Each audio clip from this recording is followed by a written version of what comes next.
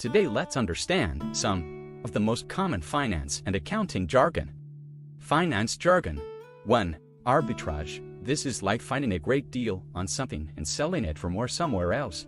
Example, you notice that a rare Pokémon Day card is selling for $10 in your local store, but people are buying it online for $15. If you buy it locally and sell it online, you make $5 profit. That's arbitrage.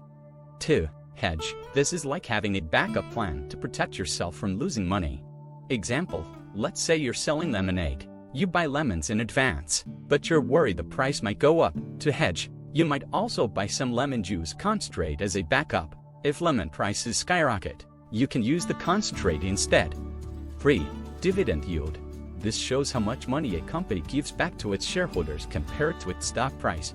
Example, if a company's stock costs $100 and they pay $5 in dividends each year, the dividend yield is 5%, $5 divided by $100. It's like the company is giving you $5 for every $100 you've invested in them.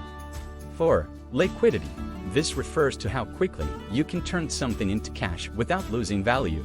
Example, your video game console is less liquid than cash. If you need $300 quickly, it's easier to use $300 cash than to sell your console, even if it's worth $300. 5. Yield curve.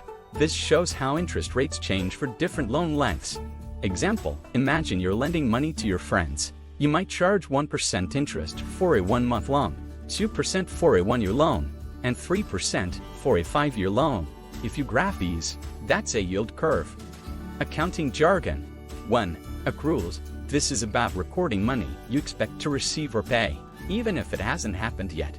Example, if you mow lawns and finish a job on June 30th, but don't get paid until July 5th, you would still record that income for June in your accounts.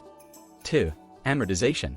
This is spreading out the cost of something valuable over time. Example, if you buy a $1,000 music production software license that lasts 5 years, instead of recording a $1,000 expense right away, you might record $100 per year for 5 years. 3. Depreciation. This is recording how things lose value over time due to user getting updated.